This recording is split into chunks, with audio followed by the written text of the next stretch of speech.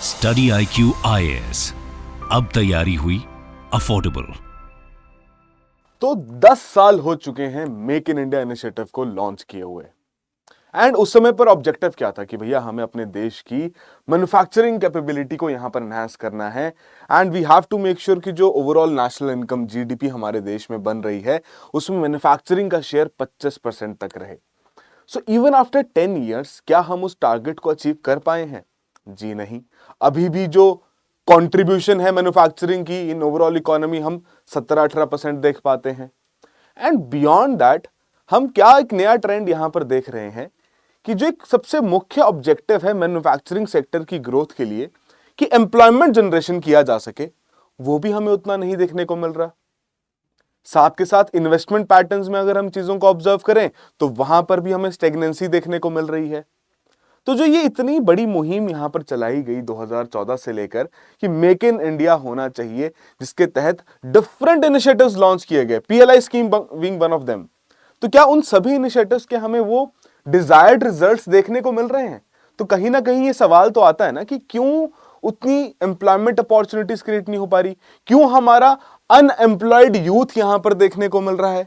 क्योंकि भैया हम एक डेमोग्राफिक डिविडेंड की ट्रांजिशन में हैं। हमारे पास कुछ ही एक ऐसा समय अवेलेबल है जब हमारे पास वर्किंग पॉपुलेशन की संख्या ज्यादा देखने को मिल रही है। तो डेफिनेटली हम चाहेंगे ना कि उस ह्यूमन रिसोर्स को एफिशिएंटली यूटिलाइज किया जा सके एंड ओवरऑल इकोनॉमिक ग्रोथ में एक मेजर बूम हम यहां पर देख सके, हम भी और डेवलप्ड कैटेगरी की इकोनॉमी में यहां पर आ सके, विकसित भारत का जो हम यहां पर टारगेट रखे हैं 2047 का, हम उसे यहां पर अचीव कर सके। तो आज के सेशन में हम यही थोड़ा समझेंगे कि जो ओवरऑल इंडियन मैन्युफैक्चरिंग सेक्टर में किस प्रकार की पॉलिसीज एक नेगेटिव इंपैक्ट भी क्रिएट कर रही है and at the same time जो एक बहुत क्रूशियल कंपोनेंट है हमारी इंडियन इंडस्ट्रीज का विच इज द एमएसएमईज, उनके केस में हमें क्या नेगेटिव इंपैक्ट होता हुआ देखने को मिल रहा है with respect to the policies that are being implemented by the government of India. Alright, तो मेरा नाम अरविंद गुलेरिया है। तो आज के सेशन की शुरुआत करते हैं। देखिए, जब हम मेक इन इंडिया इनिशिएटिव की बात करते हैं तो इट्स नॉट लाइक कि कोई नई स्कीम यहां पर लॉन्च की गई। इट वाज अ इनिशिएटिव की एक मुहिम यहां पर रखी गई कि जी हां, हमारे देश में जो भी चीजें प्रोड्यूस की जाएंगी वो डोमेस्टिकली ही की जाएंगी एंड जिसके तहत हमने देखा कि एक नया इनिशिएटिव, एक नई scheme to be precise launch की गई, production linked incentive scheme. That means companies जितना ज्यादा प्रोड्यूस करेंगी, जितनी ज्यादा उनकी इंक्रीमेंटल सेल्स देखने को मिलेंगी, उतना ही उनको इंसेंटिव वहां पर प्रोवाइड किया जाएगा। बट कहीं ना कहीं ये जो पर्टिकुलर स्कीम का स्ट्रक्चर है कुछ फ्लॉड देखने को मिलता है। किस तरीके से कि अगर हम देखें प्राइमरी ऑब्जेक्टिव यहां पर पीएलआई का क्या देखने को मिला कि इंपोर्ट डिपेंडेंस यहां पर खत्म करनी है, चाहे फिर आपके वो लार्ज स्केल इलेक्ट्रॉनिक्स मैन्युफैक्चरिंग के कंपोनेंट के हो, राइट, या फिर हमारे बाकी सेक्टर्स की अगर हम बात करें, टेलीकॉम कंपोनेंट्स की बात करें, उस केस में हो, तो मेजर फोकस गया कि यहां पर इंपोर्ट डिपेंडेंस कम करना है। तो क्या हमारा जो मैन्युफैक्चरिंग सेक्टर का ग्रोथ है क्या वो डायरेक्टली लिंक्ड है कि अगर इंपोर्ट डिपेंडेंस कम हो जाएगी तो डेफिनेटली हमारा मैन्युफैक्चरिंग सेक्टर भी यहां पर ग्रो करेगा? काफी बीच में गैप है ना जो कि मिसिंग है। एंड अपार्ट फ्रॉम दैट अगर हम यहां पर स्ट्रेटेजिक सेक्टर्स को भी फैक्टर में लेते हैं कि आप यहां पर बैटरीज की मैन्युफैक्चरिंग करना चाहते हैं, राइट, ओवरऑल इलेक्ट्रॉनिक कंपोनेंट्स की मैन्युफैक्चरिंग यहां पर बढ़ाना चाहते हैं, जो कि आने वाले समय में एक बहुत मेजर नीड होने वाली है, राइट, तो कहीं ना कहीं वो जस्टिफाइड भी है कि जी हां, आप उस तरीके से अपने देश में उस प्रकार का एक नया फोकस लाना चाहते हैं। बट जो करंट चैलेंज था, राइट, उस समय पर जब पीएलआई स्कीम लॉन्च की गई थी, मेक इन इनिशिएटिव उस समय पर लॉन्च किया गया था, तो मेजर चैलेंज था कि मैन्युफैक्चरिंग सेक्टर ग्रो नहीं कर पा रहा। तो क्या उसका यह कारण था कि भैया हमारी बहुत ज्यादा इंपोर्ट डिपेंडेंस है या हमारे स्ट्रेटेजिक इंडस्ट्रीज एस्टैब्लिश नहीं है? जी नहीं। कारण था उस समय पे कि उस प्रकार की टेक्नोलॉजिकल एडवांसमेंट की कमी देखने को मिल रही थी। हालांकि जो फोकस था कि बड़ी कंपनीज को इंडिया में लेकर आओ ताकि वो उस प्रकार का R&D यहां पर कर सके, तो कहीं ना कहीं वो फोकस से साइड हटते हुए सिर्फ और सिर्फ प्रोडक्शन के ऊपर ध्यान दिया गया, क्वालिटी के ऊपर इतना ध्यान नहीं दिया गया, नई R&D, नए इनोवेशन के ऊपर इतना ध्यान नहीं दिया गया। एंड बियॉन्ड दैट ऑल्सो अगर हम सनराइज सेक्टर्स को भी यहां पर इंक्लूड कर रहे हैं, जैसे फूड प्रोसेसिंग हो गया, ड्रोन्स का हो गया, तो भैया इन सेक्टर्स में तो जो कि सनराइज अभी ग्रो ही कर रहे हैं, शुरुआत ही हुई है, तो जाहिर सी बात है ना, इन सेक्टर्स को तो ज्यादा R&D की आवश्यकता है, इन सेक्टर्स को तो ज्यादा इनोवेशन की आवश्यकता है कि हम इनोवेशन एंड पर यहां पर काम करें ताकि बेहतर से बेहतर क्वालिटी का प्रोडक्ट यहां पर तैयार किया जा सके। बट इन सेक्टर्स को भी अगर हम पीएलआई जैसी स्कीम में इंक्लूड कर रहे हैं जहां पर प्रोडक्शन बढ़ाने पर इंसेंटिव मिलता है, तो क्या एक्चुअली में इन पर्टिकुलर सेक्टर्स को वो जो डिजायर्ड सपोर्ट चाहिए पॉलिसी का, क्या वो मिल पाएगा? एक बहुत बड़ा सवाल यहां पर इकट्ठा होता है और कहीं ना कहीं जवाब इसी चीज में है कि शायद नहीं मिल पाएगा। अगर हम पीएलआई का डेटा भी देखें तो बहुत लिमिटेड आपकी इंडस्ट्रीज हैं, large scale electronics manufacturing being one of them, कि जिनको यहां पर पैसा मिला है ना। अगर हम इलेक्ट्रॉनिक मैन्युफैक्चरिंग की बात करें तो उसमें भी स्मार्टफोन्स द्वारा ही ये मेजर रेवोल्यूशन हमें यहां पर देखने को मिला। एंड दैट टू कि वो स्मार्टफोन्स एक तरीके से यहां बनाए नहीं जा रहे, असेंबली ज्यादा यहां पर की जा रही है, जो लोकल वैल्यू एडिशन है वो बहुत लिमिटेड है, बट फिर भी ऐसी स्कीम्स इन पर्टिकुलर सेक्टर्स की ग्रोथ में कॉम्प्लीमेंट करते हैं। जाहिर सी बात है इसका definite impact overall employment levels पर भी पड़ता हुआ देखने को मिलता है। But when it comes to these sunrise sectors, इन्हें यहां पर सपोर्ट चाहिए उस प्रकार का इनोवेशन से रिलेटेड, R&D से रिलेटेड, ना कि प्रोडक्शन लेवल से रिलेटेड कि अगर आप प्रोडक्शन यहां पर बढ़ाएंगे तो आपको यहां पर ग्रोथ होती हुई देखने को मिलेगी, राइट। एंड वही अगर हम देखें कि भैया इतना मेजर इन्फ्लक्स अगर किया गया है पैसों का, हालांकि सरकार काफी ज्यादा प्रॉमिस करती है पीएलआई स्कीम में, बट हार्डली उसका बहुत लिमिटेड अमाउंट अभी तक फोकस में लाया गया है या उसको खर्च किया गया है। कुछ ऑफिशियल डेटाज में भी डिस्क्रिपेंसी वहां पर टाइम एंड अगेन न्यूज़पेपर्स में हाईलाइट की गई है कि उस प्रकार से ऑफिशियल डेटा भी यहां पर अवेलेबल नहीं है कि कितना एग्जैक्टली किस किस इंडस्ट्री को वहां पर दिया गया है या कौन सी इंडस्ट्रीज अभी भी ऐसी हैं जिनको पैसा उतना नहीं मिला, जैसे automobile being one of them, right. तो कहीं ना कहीं एक और मेजर फैक्टर आता है कि क्या इन स्कीम्स की एग्जैक्ट इंप्लीमेंटेशन या एग्जैक्ट जो डिजायर्ड रिजल्ट्स हम देख भी पा रहे हैं। और अगर यही ट्रेंड देख लें कि भैया कितनी मैन्युफैक्चरिंग आउटपुट है, कितना एक्सपोर्ट सेक्टर में यहां पर ग्रोथ देखने को मिल रहा है, तो after the launch of these particular schemes और जो पहले का ट्रेंड है, कोई ऐसे मेजर डिफरेंस तो हमें देखने को नहीं मिल रहा।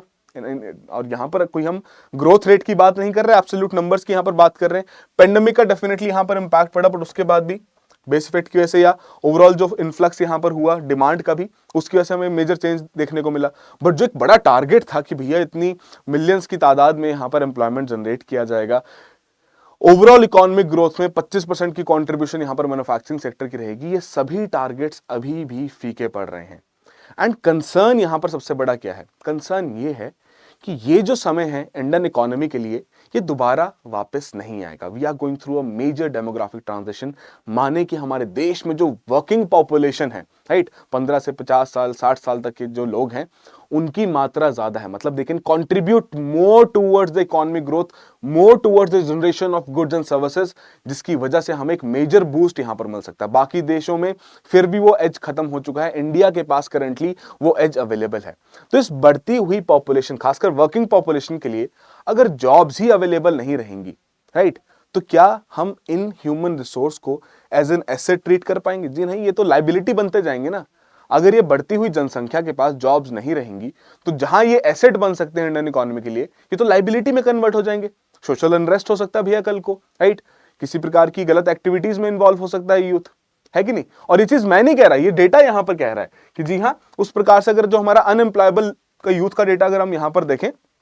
तो उसमें भी एजुकेटेड यूथ की मात्रा सिग्निफिकेंट तरीके से बढ़ती हुई देखने को मिल रही है, जो ग्रेजुएटेड हैं बल्कि, राइट। तो कहीं ना कहीं हमें वैसा अपना इंफ्रास्ट्रक्चरल कैपेबिलिटी भी एनहांस करनी पड़ेगी, एट द सेम टाइम इनका जो स्किल सेट है उसको भी इंडस्ट्री रेडी करना पड़ेगा। तो इट्स नॉट लाइक कि हमें सिर्फ मैन्युफैक्चरिंग सेक्टर से रिलेटेड नई पॉलिसीज चाहिए। इंडियन इकोनॉमी को आने वाले 10 सालों में अगर इस डेमोग्राफिक डिविडेंड का best out of best result चाहिए, तो उस केस में हमें एक होलिस्टिक लेवल की यहां पर पॉलिसी इनिशिएटिव चाहिए, जो कि बिल्कुल ग्रास रूट लेवल पे काम करे, मतलब एजुकेशनल लेवल पर यहां पर काम किया जा सके, जिसके चलते इस बढ़ती हुई वर्किंग पॉपुलेशन का हम स्किल सेट इंप्रूव कर सके, इन्हें इंडस्ट्री रेडी बनाया जा सके, and at the same time उन इंडस्ट्रीज की ग्रोथ में भी यहां पर कॉम्प्लीमेंट किया जा सके। अब देखते हैं किस प्रकार से वो काम किया जाता है। बट हाँ, ओवरऑल अगर हम देखें कि जी हाँ, क्या इन स्कीम्स का उतना इंटेंडेड बेनिफिट मिला है, तो जी नहीं। शायद नंबर्स में हम कह सकते हैं कि भी इतना पैसा इशू किया गया, इतना करोड़ों वहां पर खर्च किया गया, बट उसके चलते हमने सिर्फ यही देखा कि जैसे फॉक्सकॉन जैसी बड़ी कंपनीज हैं वो हमारे देश में आ गई। बट अगर हम मैक्रो इकोनॉमिक लेवल पे देखें कि भैया एम्प्लॉयमेंट लेवल्स में कोई बहुत मेजर चेंज आए, तो जी नहीं, वैसा नहीं है, राइट। और कहीं ना कहीं जो ऐसी बड़ी कंपनीज हैं उनका इंडिया में आने का अगर ऑब्जेक्टिव भी है कि हाँ जी, हम यहाँ पर अपना मैन्युफैक्चरिंग प्लांट लगाना है, तो उनका एक ये भी कंसर्न है कि भैया इस पर्टिकुलर मैन्युफैक्चरिंग प्लांट में काम करने वाले लोग कौन रहेंगे, क्या उनके पास वो स्किल सेट अवेलेबल है या नहीं, या उनको ट्रेनिंग तो नहीं प्रोवाइड करनी देनी पड़ेगी। और जब भी ऐसे हम देखते हैं कि भैया ट्रेनिंग्स प्रोवाइड करनी पड़ेगी कंपनी को, तो कंपनी के लिए तो इनपुट कॉस्ट यहां पर बढ़ जाएगा, again which is not a favourable factor for them, उनकी प्रॉफिटेबिलिटी के ऊपर सवाल आ जाएगा। तो हमें एक होलिस्टिक लेवल पर यहां पर पॉलिसी इंप्लीमेंटेशन चाहिए, जिसके चलते हम इन चीजों को रिजॉल्व कर सकें। एंड बियॉन्ड दैट ऑल्सो एक बहुत ही क्रिटिकल सेक्टर है एमएसएमईज का, और चलो एमएसएमईज तो हम डिस्कस करेंगे ही, बट उसके अलावा जो हमारा अनऑर्गेनाइज सेक्टर है, इनफॉर्मल सेक्टर है, राइट, जो कि मेजर तरीके से चलो कुछ ना कुछ प्रोडक्शन में भी कंट्रीब्यूट कर रहा है, छोटी मोटी माइक्रो एंटरप्राइजेस में भी काम कर रहे हैं, इनफॉर्मल तरीके से वहां पर काम कर रहे हैं, तो भैया इन्हें भी फॉर्मलाइजेशन में लाना पड़ेगा। और ये कहीं ना कहीं गवर्नमेंट का पहला स्टेप भी होना चाहिए कि जी हाँ, ये जो फॉर्मल सेक्टर में हमारी कन्वर्जन की जानी चाहिए इस इनफॉर्मल वर्कर फोर्स की, वो जितना जल्दी हो सके उतना बेहतर रहेगा, ताकि उतने ही अच्छे तरीके से उनकी इकोनॉमिक एक्टिविटीज को रीडायरेक्ट किया जा सके, बेटर किया जा सके, उन्हें भी उस प्रकार की, उनकी इंडस्ट्रीज को बेसिकली उस प्रकार की टेक्नोलॉजिकल एडवांसमेंट दी जा सके। बिकॉज इनफॉर्मल को फॉर्मल में लाने के लिए, या इंडस्ट्रीज की बात करें जो छोटी मोटी वहां पर काम कर रही हैं, कुछ सरकार को मेजर पैसा खर्च नहीं करना पड़ेगा, राइट, कि वहां पर कि भैया बहुत मेजर आउटले वहां पर किया जा रहा है, जैसे पीएलआई स्कीम्स में यहां पर किया जा रहा है। It's not like that. वहां पर आपको बस उनके लिए कंप्लायंस इजी करना पड़ेगा ताकि वो अपने आप को फॉर्मलाइज कर सके, एंड डेफिनेटली उस प्रकार की पॉलिसी सपोर्ट निकालनी पड़ेगी ताकि वो इंडस्ट्रीज यहां पर ग्रो कर सके, because these are the industries जहां पर लोग कॉन्सेंट्रेटेड हैं, एंड उस प्रकार से इन्हीं इंडस्ट्रीज को हमें और ग्रोथ प्रोवाइड करनी पड़ेगी ताकि यहां पर एम्प्लॉयमेंट लेवल्स यहां पर बढ़ सकें। बिकॉज पीएलआई और मेक इन इंडिया इनिशिएटिव अगर देखा जाए, ठीक है, एम्प्लॉयमेंट लेवल्स में चेंज आया, कुछ कुछ इंडस्ट्रीज यहां पर स्टैब्लिश हुई, बट मैक्रो लेवल पे हमें उतना मेजर इंपैक्ट देखने को नहीं मिल रहा, because every year the number of educated youth into the industry वो बढ़ता हुआ देखने को मिल रहा है, राइट। उनके लिए वहां नौकरियां नहीं है, या हम कह सकते हैं कि वो एम्प्लॉयबल नहीं है, तो एक ऑल टुगेदर एक मेजर कंसर्न है जिसको रिजॉल्व करना बहुत जरूरी है। But when it comes to MSME sector, MSME sector की अगर हम बात करें तो कुछ कुछ ऐसे कंसर्न्स यहां पर हाईलाइट किए गए कि जिस प्रकार की प्रोटेक्शनिस्ट इंपोर्ट पॉलिसी यहां पर फॉलो की जा रही है, कि जी हां, कहीं ना कहीं जो मेजर प्रोड्यूसर्स हैं हमारे देश के, उनको प्रोटेक्ट करने के लिए जिस प्रकार की पॉलिसीज फॉलो की जा रही हैं, तो कहीं ना कहीं उनका इंपैक्ट एमएसएमईज के ऊपर पड़ता हुआ देखने को मिल रहा है। सिंपल एग्जांपल लेते हैं स्टील के केस में, राइट, कि स्टील के केस में हमने क्या देखा कि स्टील के इंपोर्ट्स पर यहां पर डिमांड क्रिएट की गई कि प्रोटेक्शनिस्ट मेजर्स यहां पर इंप्लीमेंट करने चाहिए, राइट, कि भैया जो स्टील प्रोड्यूसर्स हैं, जो बाहर से हम कह सकते हैं जिनको बहुत मेजर कंपटीशन देखने को मिल रहा है कि भैया सस्ता स्टील इंपोर्ट होता हुआ देखने को मिलता है, तो हमारा स्टील प्रोड्यूसर यहां पर थोड़ा चिंता का विषय में है कि भैया हम कैसे यहां पर स्टील अपना बेचेंगे। तो चलो मान लेते हैं कि भैया उन बड़े प्रोड्यूसर्स के लिए आप यहां पर उस प्रकार के इंपोर्ट टैरिफ्स में इंक्रीज लेके आते हो, बट बियॉन्ड दैट जो इंडस्ट्रीज स्टील को एज एन इनपुट या रॉ मटेरियल के तरीके से यूज करती है और डिफरेंट प्रोडक्ट्स यहां पर बनाती है, खासकर एमएसएमईज, भैया उनके लिए तो नुकसान वाली बात है कि अगर उनको सस्ता स्टील बाहर से मिल रहा है तो इजीली यहां पर प्रोडक्ट बना के अपने प्रोडक्ट की कॉम्पिटिटिवनेस यहां पर मेंटेन कर सकते हैं, ना कि सिर्फ डोमेस्टिक इंडस्ट्री में बट क्रॉस बॉर्डर में भी, राइट, एक्सटर्नल सेक्टर में भी देखा जाए, एक्सपोर्ट सेक्टर में भी देखा जाए, तो उस केस में भी अपनी कॉम्पिटिटिवनेस मेंटेन कर सकते हैं। बट नहीं, कहीं ना कहीं इन बड़े प्लेयर्स के लिए शायद वो जो पॉलिसीज हैं उसका इंपैक्ट किसको पड़ रहा है, एमएसएमईज को सबसे ज्यादा देखने को मिल रहा है, राइट। अपार्ट फ्रॉम दैट अगर हम देखें केमिकल इंपोर्ट्स के बारे में, एपिक्लोरोहाइड्रिन, राइट, एक केमिकल है। अब इस केस में भी बहुत लंबी समय तक की एक जंग चलती रही यहां पर जो मेजर प्रोड्यूसर्स हैं, राइट। अब ये मेजर प्रोड्यूसर्स भी कैसे हैं कि आपके ये केमिकल्स के या तो बहुत सोल प्रोड्यूसर है, मतलब पूरे देश में एक ही प्रोड्यूसर है, राइट, या फिर उस पर्टिकुलर केमिकल के लिए एक दो प्रोड्यूसर्स हैं। अब इन पर्टिकुलर केमिकल्स के लिए भी यहां पर देखा गया एंटी डंपिंग ड्यूटी इंपोज की गई, राइट। अब ये केमिकल्स कहां से इंपोर्ट किए जा रहे थे, चाइना हो गया, कोरिया हो गया, थाईलैंड हो गया, इन देशों से इंपोर्ट किए जा रहे थे। बट मुद्दे की बात यहां पर क्या है, आप अपने प्रोड्यूसर को प्रोटेक्ट करने के लिए, मेक इन इंडिया को यहां पर और पुश देने के लिए इन पर इंपोर्ट टैरिफ्स बढ़ा रहे हो या एंटी डंपिंग ड्यूटीज यहां पर चार्ज कर रहे हो, बट उसकी वजह से जो एमएसएमईज इन्हें as a raw material use करता है अपने डिफरेंट इंडस्ट्रियल पर्पसेस के लिए, उनके लिए इनपुट कॉस्ट यहां पर बढ़ जाती है, right. And it is not just these particular to sectors, के बियॉन्ड भी टेक्सटाइल में आप देख लीजिए, ठीक है जी, कि वहां पर क्यूसीओ